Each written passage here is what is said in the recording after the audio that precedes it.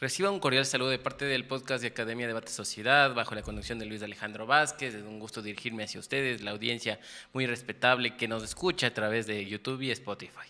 En esta oportunidad nos encontramos con Valentín Sarmiento, ingeniero ambiental, el mismo que nos va a conversar sobre un tema bastante interesante que es sobre la minería en el Ecuador. Bueno, Valentín, qué gusto, bienvenido. Muchas gracias, Luis, por la invitación, más que nada, y muchas gracias a los oyentes que se van a dar el tiempo de escuchar este tema bastante polémico, pero que es bastante interesante, más que nada por lo que está haciendo Ecuador en el tema de minería. Valentín, yo quisiera que nos converses respecto a cómo surge ese interés, esa necesidad de irte por esta profesión. ¿Por qué seleccionaste la ingeniería ambiental dentro de tu proyecto de vida? Bueno, creo que es el tema de todo ecuatoriano que tiene una vinculación bastante fuerte con la parte ambiental, que de cierta manera queremos cuidar todos nuestros recursos, queremos que la gente aprenda a hacer las cosas de mejor manera respetando el medio ambiente. Entonces siempre está arraigado esa temática de uno ser uno con la Pachamama, y nosotros crecemos con criterios bastante formados en varias familias, no en todas, sobre la temática ambiental. Entonces siempre ha llamado la atención eso de, ok, llama el tema ambiental. Lastimosamente a la actualidad no es un tema que se respete mucho, hay que ser sinceros, aunque se considere Ecuador un país con un criterio ambiental medio interesante, esto no es así. Hay muchas falencias en los temas ambientales, en las mismas familias hay mala educación sobre estas temáticas y que las influencian y recaen sobre los hijos que siguen haciendo estas malas prácticas. Entonces uno tiene ese afán de ir corrigiendo esto y siempre ir hacia mejora, llevando el país hacia lo mejor que puede ir.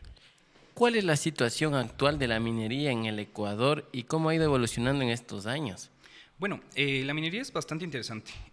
Seamos sinceros, no es que la minería de Ecuador llegó recién, o no es que, por ejemplo, ahorita que está el boom de, por ejemplo, el proyecto Cascabel, no es que llegó el año pasado o este año, firmaron y ya está. Nosotros somos un país minero, y de hecho hay registros que desde los años 1500, en los años que ya visitaban colonos este país, encontraron que nosotros teníamos reservas de oro bastante interesantes, que inclusive denominaron a pueblos en base al oro que encontraban. Un ejemplo de eso es en Esmeraldas, el pueblito que se conoce como Playa de Oro, que según registros la gente podría caminar alrededor de él y veía como las pepitas de oro iban atravesando el río. Entonces no es algo nuevo para nosotros el tema de la minería, siempre ha estado ahí. Obviamente después se ha ido trasladando y esparciendo alrededor de todo el Ecuador, que es el caso de Portobelo, alrededor de los años igual 1547, 1550, comenzaron a explorar nuevas zonas donde se encuentran estos materiales. También tenemos el caso de Azuay, que es bastante vinculado al tema minero. Tú puedes ver las joyas de Chordilej, seguro has de haber escuchado que son unas joyas hermosas. Famosísimas. Entonces, ya te has de imaginar, no es que sale esa afinidad hacia la joyería o hacia el oro en los últimos 10, 20 años, no. Siempre a todo nivel Ecuador hemos estado estrictamente relacionados con todo lo que es minería, con todo lo que es el oro, con todo lo que es el aprovechamiento de estos minerales que, de cierta manera, hasta el mismo Atahualpa, todo el mundo conoce la leyenda de Atahualpa, que tiene sus reservas de oro guardadas en algún lugar que todo el mundo quiere encontrar. Entonces, no es nuevo para nosotros el decir la minería ya acaba de llegar, no, siempre ha estado. Sin embargo, ahorita ha evolucionado, y se rige bajo una normativa. A partir del año 2006-2008 se fue acomodando una nueva ley de minería para permitir proyectos de inversión nacional y extranjeros. Y se fue abriendo el tema del catastro a partir del año 2014, si no estoy mal, para que la gente pueda hacer solicitud de una concesión minera y seguir todas las fases regulatorias hasta llegar a la fase de explotación. Porque esto hay que ser sinceros, un proyecto minero no es que de una vez aterrice y entra directo a explotación, no. Tiene etapas, y esto en normativa, esto en la ley de minería, en el reglamento a la ley de minería está escrito. Uno tiene que pasar por diferentes etapas, que es prospección, que uno no necesita un permiso, es decir, uno va más o menos viendo si es que verdaderamente hay algo para hacer. Pasas a lo que es exploración inicial, en donde ya obviamente sacaste tu permiso de la concesión minera, ya tienes todos tus documentos en regla. Pasas a exploración avanzada, en donde ya te enfocas en lugares mucho más específicos de tu concesión minera, hacer estas exploraciones y conocer exactamente cuánto material tienes, cuántas reservas tú tienes, qué tan profundo está, qué minerales nomás encuentras. Y para pasar a la fase de explotación, que es la fase que todo el mundo le mete a la polémica porque piensa o cree que se hacen las cosas mal, o sea, de que uno se va a bajar la montaña, o no sé si tú te has dado cuenta que siempre que viene el antiminero o siempre que se topa el tema de minería, cogen y te ponen, la primera foto que te ponen es una mina canadiense de hace 120 años, un hueco hacia adentro viejísimo, cuando ya en la actualidad estamos en proyectos que la tecnología nos permite prácticamente usar visores de 3D y uno desde la comodidad de la casa saber exactamente cómo está avanzando el proyecto. Entonces, sí hay que entender que hemos ido evolucionando de forma correcta dentro de estos procesos para la obtención de una concesión minera. Lastimosamente, el Estado no ha dado ese apoyo en los diferentes cambios de gobierno y ha venido dificultando el trabajo de los proyectos, el trabajo de las empresas, el trabajo de las comunidades, y vamos viendo hacia dónde estamos yendo actualmente. Muchas gracias, qué interesante conocer cómo va evolucionando estas etapas de la minería. Y te quería preguntar respecto a cuál es el impacto que genera la minería en un país como tal, porque si bien es cierto, existen dos posiciones respecto a quienes conocen de minería y a quienes no desconocen, pero hablan de minería. Ya, a ver, desde la parte económica hay que ser muy realistas. Yo a la fecha no conozco proyectos o no conozco entidades o ONGs que logren suplantar la inversión económica que ingresa desde un proyecto minero. Es decir, muchos te hablan del tema de que sí, podemos vivir de agroecología, sí, podemos vivir del tema del turismo ecológico y todos estos temas que siempre asocian. Pero a la parte seria, a la parte práctica y a la parte real, tú ves en las comunidades y estos proyectos es muy difícil de aplicar. O sea, no es que uno llega con el proyecto escrito y dice, bueno, chicos, nosotros nos vamos a convertir de un momento a otro en una potencia agrícola. Eso es mentira, eso es una falacia. O sea, eso es gente que muy poco ha trabajado con comunidades y no sabe lo complicado que es trabajar con comunidades, porque las comunidades te pueden dejar avanzar el proyecto o te lo pueden joder. Y hay muchos casos de esto, por ejemplo, Palo Quemado, donde los mismos comuneros atacaron a sus compañeros, a sus familiares, se pelearon entre todos y a la finalidad, para no conseguir mucho, más que nada que se retire una concesión minera legal que cumplía con todos los criterios, tanto desde la norma técnica, la norma ambiental, sus pagos obviamente al Estado, para que salga esta empresa. Toda esta gente, estamos hablando que eran como aproximadamente unos 300, 400 trabajadores, se queden sin trabajo, se queden sin sus seguros, se queden sin todos los beneficios que reciben de estos proyectos mineros, y ahorita prácticamente está inundado de minería ilegal. Entonces, por ese lado te digo, no, el criterio de la minería técnica legal se da. Hay muchas empresas que lo cumplen. Sin embargo, hay que ser muy cuidadosos. Si uno quiere sacar un proyecto minero, ¿cómo reemplazo la inversión de este proyecto minero? Y también hay que tomar algo a consideración. Si uno entra a la página del INEC y revisa los datos estadísticos de las comunidades rurales, o inclusive si uno va a trabajar a campo, uno se da cuenta de esta anomalía que poco te habla esta gente de Yas Unidos, poco te habla el ISA, poco te habla Yacu Pérez, ¿qué pasa con la emigración de la gente que está saliendo de las zonas rurales? Porque obviamente ellos ya no viven, muchos de ellos, de la parte agrícola, y cuando uno lleva un proyecto a estos lugares y necesitas conseguir mano de obra, siempre te llevas esa novedad, que toda la mano de obra fuerte, todo lo que es hombres, han salido hacia la ciudad y están dedicados a la parte de construcción, están dedicados a todo tipo de trabajo que ellos puedan mandar desde una ciudad grande hacia sus pueblitos. Entonces tú mismo lo dices, y es verdad. ¿Qué encuentras? Encuentras solo a las señoras, encuentras a los niños que siguen viviendo ahí, más o menos manteniendo los terrenos, pero no ves una evolución o no ves que vaya mejorando su calidad de vida, y llega hasta cierto punto en donde la cabeza de hogar, la cabeza de familia dice, no, ¿saben qué? Ahí no están haciendo mucho, mejor vamos toda la ciudad. Entonces abandona completamente la zona rural. Y aunque mucha gente dice, no, que los proyectos mineros traen muchas cosas negativas, muchos de los proyectos mineros necesitan recursos de las mismas zonas. Entonces, obviamente, siempre van a necesitar alimentación, van a necesitar insumos que pueden ser dotados tranquilamente de la comunidad, y lo que buscan los proyectos mineros es que la gente de la comunidad trabaje para ellos, trabaje con ellos y tengan todas las garantías para realizar sus trabajos de forma ordenada, que hay que respetar y que hay que entender que hay empresas que lo hacen Muy, muy bien. Entre ellas están las que son principalmente de inversión en bolsa de valores, australianas, canadienses, de New York. Y hay otras, obviamente, que siempre tienen su pero, que son, yo siempre digo, las nacionales son un poquito más complicadas. Y si hablamos de un poquito mucho más complicados, estamos hablando de las empresas chinas, que son empresas que prefieren que te caiga la multa, hacer las cosas y ya después solucionas. Entonces, sí hay bastante aún que corregir en el tema de minería. Están llevando a cabo para que se garantice una minería responsable y sobre todo que vaya sostenible con el país. Ya, a ver, hay que entender una cosa. Nosotros ya hemos generado bastante normativa regulatoria. No es que los proyectos mineros trabajan con los ojos vendados ni saben qué hacer. Ellos desde el inicio saben todos los permisos que hay que hacer. Inclusive hay el artículo 26, que es el de actos administrativos previos de la ley de minería, en donde te exige que tú tengas tu certificado de no afectación del agua, tu permiso ambiental y tu permiso por parte del Ministerio de Energía.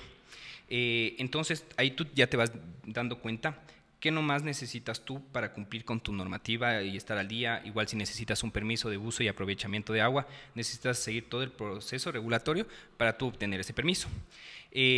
Todos los proyectos, o principalmente proyectos australianos y canadienses, se rigen bajo esta norma nacional. Entonces, dentro de la norma, tú dentro de las diferentes etapas sacas el tipo de permiso que corresponde. Y esto ya está normado, uno no puede inventarse. No es que yo en cierta etapa le voy a pedir directamente licencia cuando no aplica. Hay que ser muy realistas. Entonces, por ejemplo, en el caso de exploración inicial, tú solo necesitas un registro ambiental. Pero este registro ambiental cuenta con 140, 142 actividades aproximadamente, en donde te rige todo ya, de cómo tú debes llevar tu campamento, cómo tú debes llevar tus manejos de residuos sólidos, manejos de residuos líquidos, tus temas de monitoreo, en donde también si la gente conociera la norma y se asesorara bien, diría, mira, yo como comunidad del sector puedo solicitar que durante los monitoreos representar a mi comunidad y ver que efectivamente los monitoreos se cumplan y se realicen correctamente. Y hay que entender una cosa, cuando tú eres un proyecto de inversión extranjera, los monitoreos deben ser avalados en un laboratorio acreditado. Es decir, no puedes coger un laboratorio X, no puedes coger una muestra X de lavabo y medio cogerle con tierrita y decir, bueno, esta ya es mi muestra. No. Tienes que seguir todos los protocolos para una toma de muestras, una cadena de custodia y ya respectivamente los resultados, y esto se va haciendo folios y esto tú vas guardando los medios de verificación de cumplir, ya sea que tengas un registro ambiental, ya sea que tengas una licencia ambiental, tú cada cierto tiempo debes entregar la verificación que tú cumpliste dentro de tu periodo de estas actividades. Esto nosotros conocemos, por ejemplo, en los estudios de impacto ambiental como las auditorías ambientales. Entonces, en las auditorías ambientales, tú ya puedes ver qué has hecho durante el periodo. Y eso ayuda mucho. O sea, yo comprendí esto de que el auditar a las empresas ayuda muchísimo a mejorar.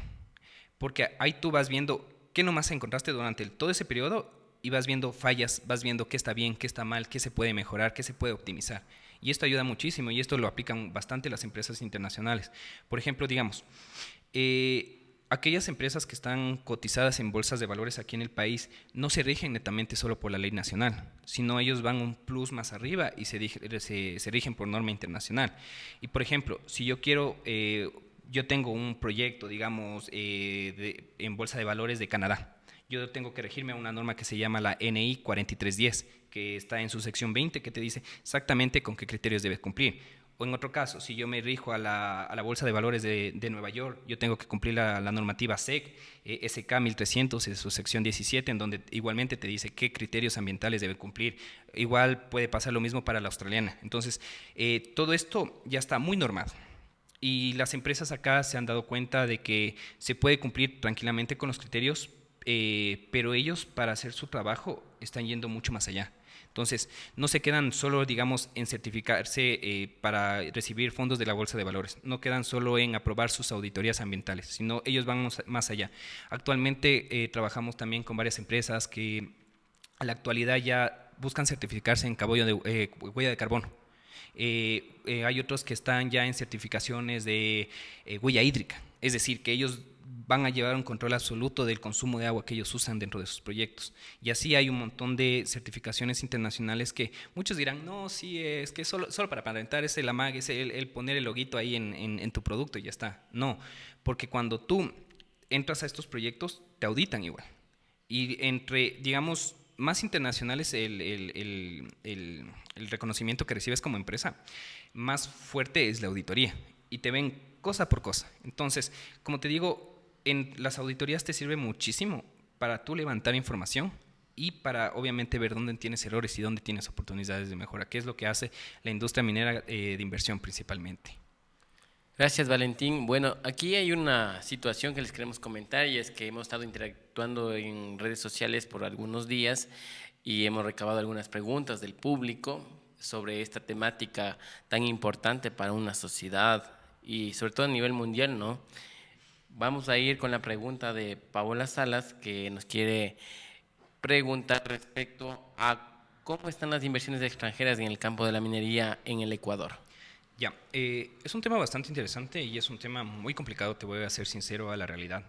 En los últimos 3, 4 años hay bastantes proyectos mineros que se han cansado, o sea, hay que ser sinceros.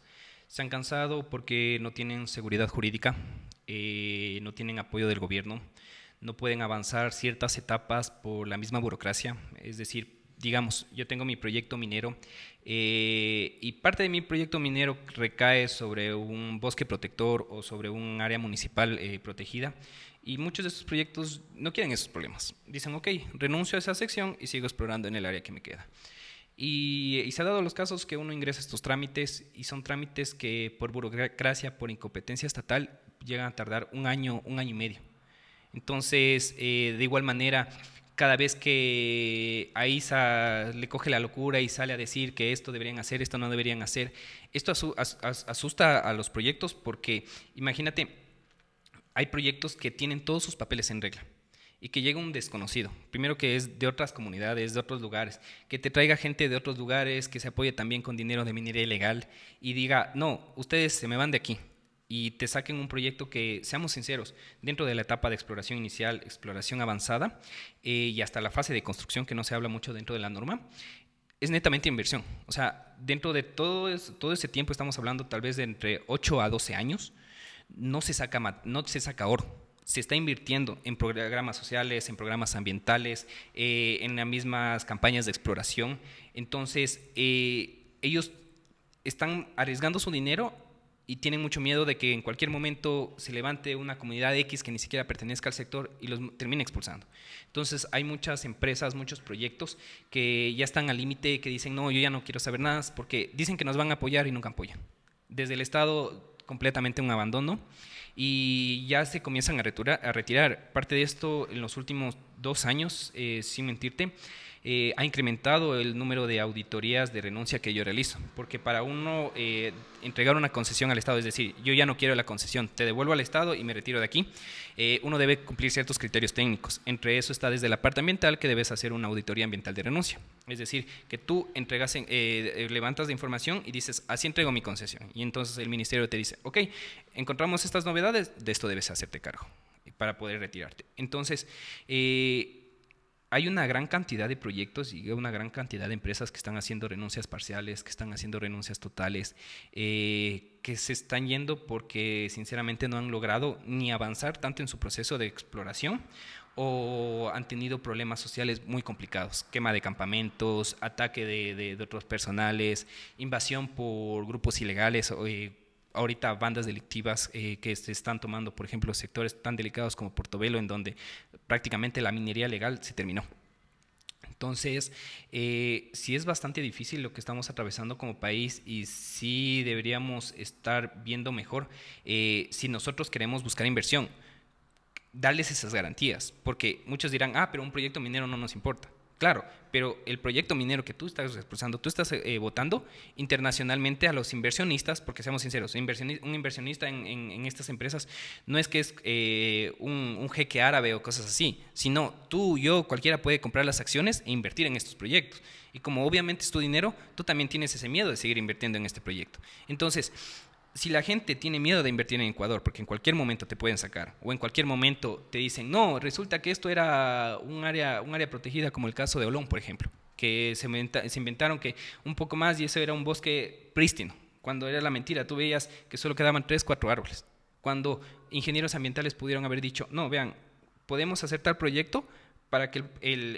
edificio sea amigable y pueda recuperar cierta área para que se mantenga como manglar. Entonces, si te das cuenta, le tiramos a la negativa y entonces la gente de afuera nos ve como gente que simplemente no queremos avanzar, simplemente no queremos que nos invierta. Y eso habla mucho y está hablando mucho actualmente de que la gente no venga a invertir aquí. Y nos va a pasar no solo con temas de minería, nos va a pasar en muchas otras áreas por esto mismo.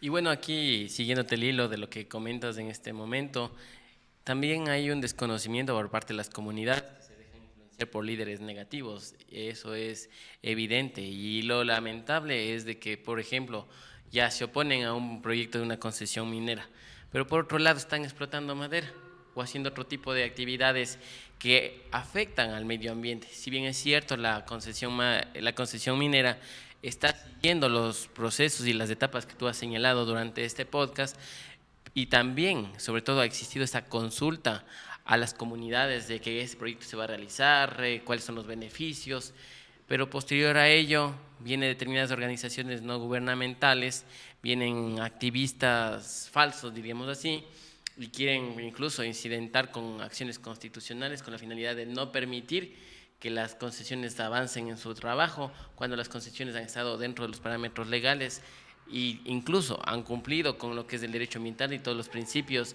que garantiza esta materia, ¿no? Sí, o sea, tú haces una observación bastante interesante y justo es algo que se está conversando actualmente. El abuso de las acciones constitucionales desde la parte ambiental, o sea, es ridículo. O sea, es ridículo, o sea, entendemos muy bien nosotros como ecuatorianos los derechos de la naturaleza, pero actualmente con las acciones constitucionales prácticamente te paran cualquier proyecto. O sea, y seamos sinceros, no estamos hablando de que es parar un proyecto, es parar al personal, es que el personal deje de ingresar un salario, que deje de ser contratado, que disminuyan personal y afecta en todas las formas. De igual manera, como tú dices, el tema de la minería en las comunidades es muy conflictivo porque muchas veces se dejan influenciar por gente que no sabe. Y hay que ser sincero, hay mucha gente que se vio ¿cómo se llama esto? Un programa de Netflix, ya con eso dijo que yo ya soy ambientalista. Claro, eso es evidente, acá son expertos en energía, expertos en minería, todo lo que circula por el Twitter, son expertos en comentar y eso hacen un daño por cuanto conllevan a cambiar el paradigma del pensamiento de la persona que sí sabe. Incluso del que sabe puede llegar a dudar porque comienzan una serie de comentarios, de disuasiones y otro tipo de ideas que se tratan de implementar a través de lo que ven en las pantallas, ¿no? No, sí, esto es real, tú mismo lo dices, o sea, bueno, dudar no tanto, pero hay que ser sinceros. Para uno hablar de minería y para uno hablar técnicamente hay que estudiar mucho. O sea, a nivel técnico, yo trabajo con personal de Quito, con personal del sur, con diferentes proyectos. Como te digo, prácticamente he tenido la suerte de trabajar casi con el 70-80% de los proyectos mineros ecuatorianos con inversión canadiense o australiana. Entonces, es una locura de cantidad de proyectos que yo he manejado y que manejo sus bases de datos. Y como te digo, esta parte es bastante difícil de que venga alguien que con desconocimiento, que poco ha leído normativa, que nunca ha topado la ley de minería, que nunca sabe cómo es exactamente un proceso de exploración o el área específica que utiliza una plataforma de exploración y te vienen a meter cizalla. Tanto así que yo recuerdo una vez estábamos en Azuay, para una auditoría de renuncia de un proyecto minero que también ya está un poco cansado de esta problemática. Y conversas con la gente de la comunidad y comienzas a ver y ellos dicen, no, es que ya dentro de tal montaña ya está metido este proyecto y ni siquiera saben ni la procedencia del proyecto y dicen, no, ya están rusos ahí explotando. Entonces meten esa cizaña, hacen el Vox Populi y comienza la gente a manifestarse. Pero eso es lo raro de que tú ves por la parte del minero legal, siempre te invita a los conversatorios, siempre te invita a eventos, siempre socializa. Claro. Pero en cambio tú ves desde la parte de la minería ilegal, es siempre el ataque de que no quiero que realices tu actividad en las mejores condiciones, simplemente quiero que te vayas. Y si en el proceso tengo que quemarte el campamento, si en el proceso tengo que atacarte, si en el proceso tengo que robarles las armas a los policías que resguardan estas socializaciones, lo hacen. O sea, y no hay punto de comparación entre los que están haciendo las actividades legales que respetan la norma en todo punto, entre los que quieren ser antimineros y en ese afán de supuestamente defender la naturaleza, buscan agredir a otras personas, buscan agredir a oficiales, buscan agredir a inclusive personal del Ministerio del Ambiente que a veces se encuentran haciendo las socializaciones y siempre en regla. O sea, eso es una locura de cómo se deja llevar a estas personas. Y como te digo, no he visto hasta la hora y me encantaría ver a Yacu Pérez grabar un video desde el proyecto que sacó allá en Azuay. O sea, te juro que me encantaría que regrese a la comunidad y diga, miren compañeros, sacamos el proyecto minero y ahorita esto es lo que conseguimos. Y no, yo te digo, él no va a llegar. Te digo por qué, porque todo eso está lleno de minería ilegal. Mucha de esa gente está amenazada, mucha de esa gente se ha tenido que ir porque obviamente no ha encontrado mayor ingreso, no ha encontrado mejores seguros, o sea, pierde muchísimo cuando se van los proyectos mineros. Pero cuando ya, claro, el antiminero, el activista consiguió su objetivo, se enorgullece, después ya no lo ves. O sea, después ya se olvidó de ti y ahora ¿qué te cayó? Te cayó la minería ilegal. ¿Y ahora qué te cayó? Te cayó la falta de proyectos, la falta de inversión. Porque eso hay que ser sinceros, la minería no es solo inversión, digamos, de llevarme las cosas, sino arraiga mucho el tema social. Y bueno, tú lo has señalado, ¿no? Una serie de prejuicios que se dan dentro de nuestra sociedad por falta de conocimiento. Y claro, es evidente que también existe una agenda política en contra de la minería, que incluso ha jalado también la forma de pensar de una forma imparcial, más que todo independiente por parte de las mismas autoridades, ¿no? Porque como que se dejan llevar de estos grupos que quieren, primero, como tú habías dicho, abusar de las garantías jurisdiccionales en materia constitucional, en el contexto ambiental y tratar de salir con su razón, ¿no? Y eso es lamentable porque incluso hay jueces que incluso festejan la forma en la cual como que hubieran hecho un favor, no, como que hubieran hecho un favor, pero más allá de eso, ¿qué favor van a hacer si todos los parámetros legales y constitucionales se han cumplido? O sea, prácticamente fallar a favor de determinada persona o determinado sector, eso no conlleva a que se esté hablando de justicia, porque prácticamente estás dejando atrás el tema de inversión, el tema también de progreso de estos pueblos, de estos sectores, y claro, ¿qué empresa multinacional va a venir a invertir en el Ecuador?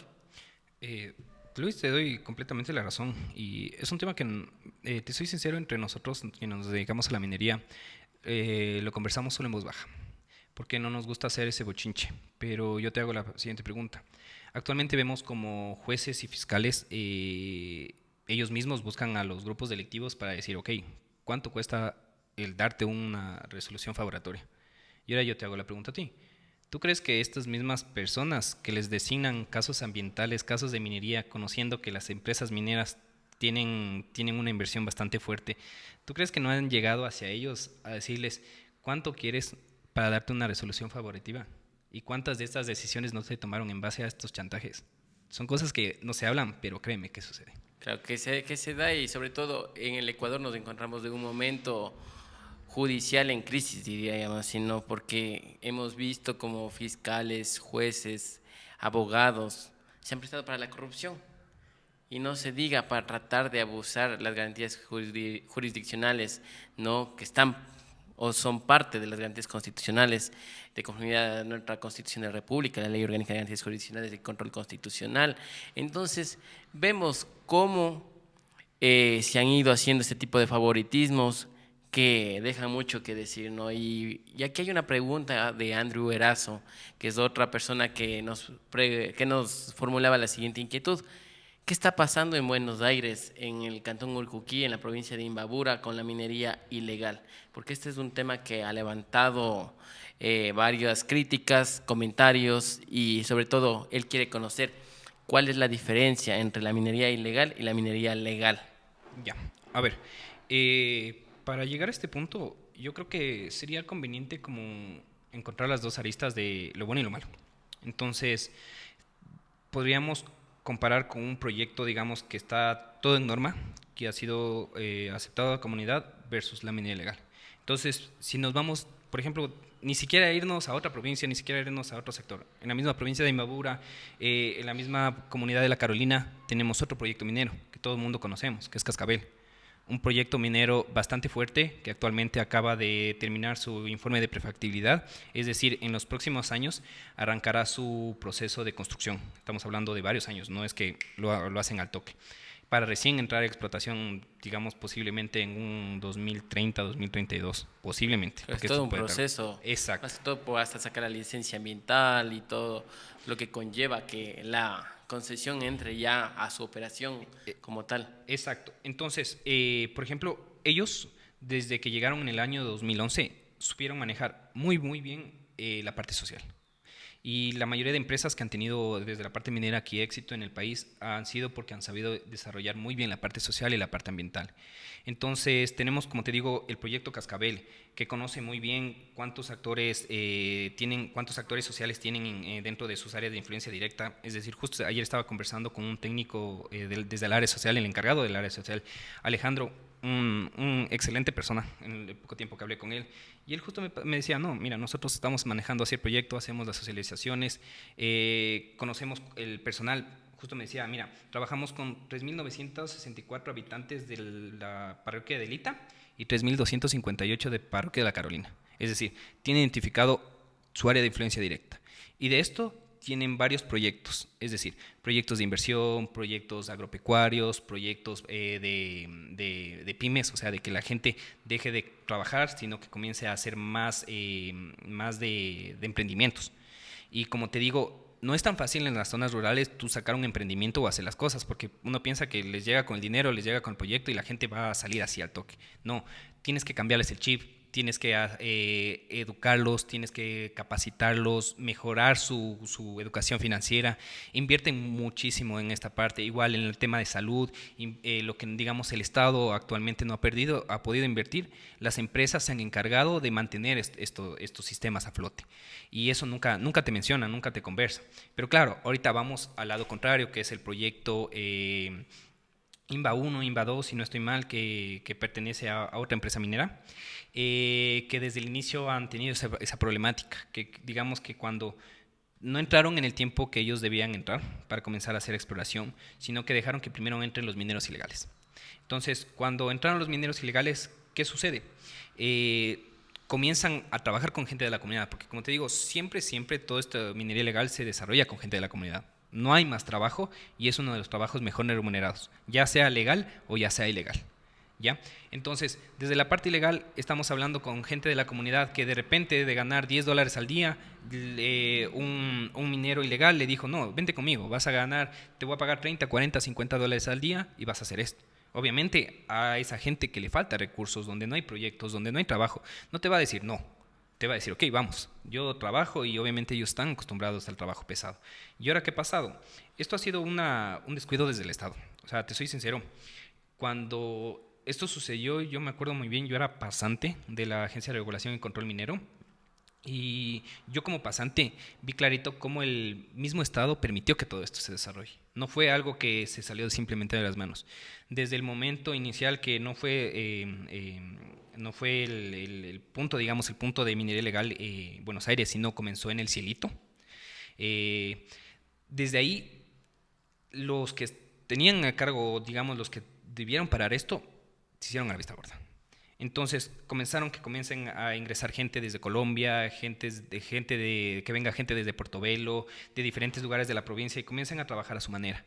Y como se dieron cuenta que trabajar sin permisos, trabajar a su manera y ir directamente a la explotación tal cual venga, con cero tecnicismo, hay que ser sinceros, cero tecnicismo, o sea, tendrán su experiencia en minería, pero a la forma técnica muy mal.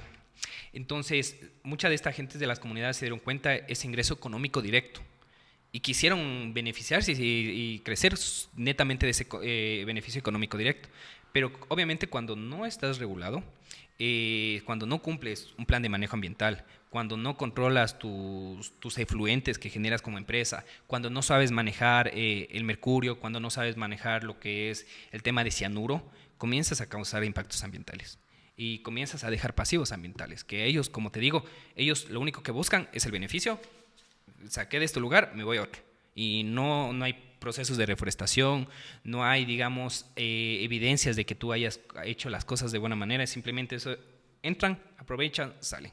Y hay una pregunta de Guillermo Zapatier que dice que cómo se reduce el impacto ambiental en la minería, ¿no? Justo que va de la mano con lo que nos estás mencionando en este momento. A ver, para el control de la minería o el control ambiental lo miras desde dos puntos. Primero desde el regulatorio, desde la normativa, y para eso tienes la Agencia de Regulación y Control Minero. Te soy sincero, lo primero que debería hacer el Estado para mejorar el tema de la minería es separar. O sea, separar aquellas cosas que nunca van a funcionar. Entre esos está el tema del Ministerio de Energías y Minas. No puedes tener un ministro que sepa de hidrocarburos, que sepa de electricidad y que sepa de minería. Imposible. O sea, no hay un perfil técnico adecuado. Imposible. O sea, estamos hablando de áreas que si yo solo para dedicarme a minería he trabajado 8 años. ¿Ya? Entonces, yo no me voy a venir aquí de experto a decirte la electricidad funciona así, el petróleo funciona así, porque no son mis áreas. Y mucho menos un ministro te va a decir, hagamos esto con esta entidad gubernamental. Entonces, lo primero va desde ahí, separar las entidades gubernamentales y que minería sea netamente minería, que la cabeza del Ministerio de Minería sea una persona que efectivamente sepa de minería. Y ahí sigue separando a nivel jerárquico, y entonces llegas a la Agencia de Regulación de Energías y Recursos Naturales No Renovables. Otra fusión completamente innecesaria. Como te digo, no puedes tener un coordinador nacional que sepa de los tres aspectos. Imposible. Y justo Johan Hidalgo hacía una pregunta dentro de la interacción y señalaba, claro, cómo entender que las autoridades estén cumpliendo este triple eje, ¿no? Tanto el petrolero, el minero y el tema del eléctrico. O sea, es algo absurdo, ¿no? Porque es como antes, dentro de la Administración de Justicia, se les ocurrió el tema de los jueces multicompetentes. O sea, no todos los jueces de alguna manera, si son penalistas, no van a saber del tema civil. De una forma general lo sabrán, pero hay un principio de especialidad del cual se debe tratar, ¿no? Y que debe pulirse como tal, ¿no? Imagínate que ese también es otro de los grandes errores en tema de garantías jurisdiccionales, en el tema de sorprender, ¿no? Sorprender a las partes procesales muchas veces, porque, digamos, determinado juez civil no conoce en temas, en un tema con enfoque penal o un tema constitucional con enfoque penal, y asimismo un abogado penalista no conoce, digamos, una garantía jurisdiccional, digamos, una acción de protección por un tema laboral. O sea, es totalmente distinto. Entonces son temas que se deben pulir el principio de especialidad, y acá es lo mismo. O sea, acá es lo mismo. Te soy sincero, tú no has podido decirlo mejor desde la parte legal. Hay que separar, o sea, hay que entender que no podemos nosotros llevar todo, y si seguimos así vamos a seguir fallando. Y como te digo, también para ir mejorando el tema del control regulatorio en la parte minera, el Arcon debe tener su independencia, debe volver a ser independiente como era antes, y no solo ser independiente, sino también ser independiente de sus recursos. ¿Por qué te digo esto? Porque ingresan fondos, ya sea de incautaciones de material ilegal, ya sea vehículos incautados, y deberían aprovecharse de eso, rematarse, subastarse, el término que aplique a mejor manera. Pero el punto es que comiencen a manejar ellos su propio presupuesto. Y de forma responsable. Exacto. Y de esta manera ellos tengan el personal y tengan el equipo. Porque seamos sinceros, muchas de estas agencias no cuentan ni siquiera con drones. Entonces las visitas tienes que llegar al punto para ver exactamente qué está sucediendo, y en base a lo que ves desde abajo, más o menos sacar un informe y determinar los daños. Pero si no te apoyas de medios electrónicos, de la tecnología actual, de imágenes satelitales, de mejores profesionales, o mejor dicho, de ya pulir o especializar los profesionales que ellos tienen, las cosas no van a cambiar. O sea, las cosas se van a mantener tal cual como están. Y también si al Ministerio de Minas, si es que logran separar, y al Arcon, si es que logran separar, no tiene una parte, digamos, de contrainteligencia, es decir, que se encargue de que los funcionarios no se corrompan, no va a funcionar. O sea, si no hay alguien que les diga, ok, usted es técnico geólogo, quiere trabajar con nosotros en el control de minería, perfecto, únase con nosotros creamos un equipo multidisciplinario, porque esto también fallamos mucho como país, incluimos Policía Nacional, incluimos militares, incluimos técnicos y formamos equipos especializados, ya sea netamente en el control, netamente en el seguimiento de minería ilegal, y con eso podemos seguir adelante. Sin embargo, ves que estas cosas no pasan. O sea, como te digo, en completo abandono, inclusive estas instituciones estatales, cuando llega digamos, un proyecto externo, no tienen el personal suficiente para tratar estos temas. Quedan mal. Bueno, hemos ido analizando, incluso sacando conclusiones en el transcurso del programa de este podcast. Yo ya quisiera escucharte ya para ir cerrando este espacio. ¿Cuáles son tus proyectos que los vas desarrollando desde tu profesión con la finalidad de abrir la mente y sobre todo generar estos conocimientos a las nuevas generaciones? Porque recuerda, hay personas que se están capacitando, hay personas que se están formando en materia ambiental y muchas veces se encuentran con que también, si bien es cierto, hay varias problemáticas, pero precisamente por aspectos como políticas de empleo, por temas de corrupción, por temas de favoritismos, muchas veces incluso se encuentran en desempleo. O sea, piensan de que porque los problemas están tras de la cortina, por decirlo así, piensan de que ya, es que lo que pasa es que voy a ser ingeniero ambiental y voy a tener bastante trabajo, cuando en realidad la situación también conlleva analizar a un tema de fondo, ¿no? Porque cómo vemos las políticas, cómo estamos viendo el tema de las inversiones, si las empresas inversionistas por temas de obstáculos, por temas de esta situación de la corrupción que nos asusta y que nos vive asustando y que nos vive sorprendiendo todos los días en todos los espacios de la sociedad, ¿cómo explicarles y decirles, bueno, ustedes sean unos profesionales íntegros y desenvuélvanse de la siguiente manera?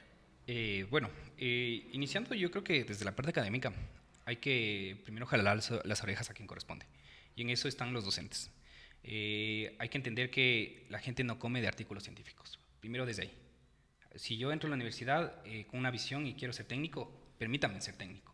No quiero pasar escribiendo o redactando cosas que ni me van a citar o no aportan ni económicamente ni hacen un aporte real hacia la sociedad. Hay que ser sinceros desde esa parte. Segundo, antes de graduarse o antes de salir de la universidad, comenzar a interaccionar con estos proyectos, comenzar a uno buscar meterse, entrar, ingresar a este tipo de proyectos, ya sea como pasante, ya sea como practicante, y comenzar a envolverse, desenvolverse, hacer el networking, que tú sabes que es súper importante, comenzar a conocer a esa gente y desenvolverte desde ahí. O sea, una vez que entres ya es más fácil entender cómo funciona, entender hacia dónde ir, cómo trabajar y todo eso. Entonces, como te digo, también está la parte de no solo ingresar, sino si uno quiere desarrollarse como técnico, si uno quiere estar entre los mejores, y te soy sincero, dentro de minería hay unos perfiles que son brutales, o sea, son brutales. Yo trabajo con Carolina Orozco. Carolina Orozco es directora ¿cómo es? Se me fue el nombre, perdón, de la Cámara de Minería del Ecuador. Y cuando tenemos las reuniones o cuando tú le escuchas hablar, es un pensamiento brutal, o sea, y es una preparación absoluta de estas personas. Ya sé, hay una cantidad de perfiles que son una locura, o sea, una locura de profesionales que tú los llegas a admirar. Entonces, cuando tú ya admiras a esas personas, ¿qué debes hacer? ¿Cómo llegaron esas personas a ser así? Y ahí dices, ok, te das cuenta, ellos estudian mucho, ellos revisan mucha normativa. O sea, para dedicarte a esto hay que ser sincero, hay que revisar mucha normativa. O sea, no es porque no soy abogado, no me interesa la ley. No, hay que ser tonto para pensar así. Lo que tú tienes que hacer es que tú lees todo, vuelves a leer y comprendes cómo funciona desde la parte normativa. Y ahí sí lo aplicas en el diario vivir y ahí sí lo aplicas como técnico para ir mejorando. Pero como te digo, siempre en educación continua, siempre con cursos internacionales, con cursos nacionales, para ir mejorando, ir puliéndose e irse abriendo espacio dentro de esta área. Tanto así que yo, digamos, en mis inicios, comencé así, de la misma manera, siendo pasante, luego ya me dieron la oportunidad de trabajar, luego se fueron dando los proyectos y las recomendaciones de los mismos ingenieros que en algún momento me conocieron como pasante. Y también hay que entender que cuando uno es pasante hay que demostrar lo que vale, o sea, hay que ser sincero. No es solo ir a sacar copias o ir a sentarme y esperar que pasen las 3, 4 horas que uno quiera sentir de pasantía, sino decir, miren, yo sé hacer esto, yo sé manejar tal programa, puedo ayudarles a mejorar esto, puedo ayudarles con estas cosas y coger responsabilidades. O sea, hay que coger responsabilidades desde un pasante, porque si no las coges ahí, cuando vas a ser un profesional y no tienes experiencia, ¿cómo te defiendes en una entrevista de trabajo?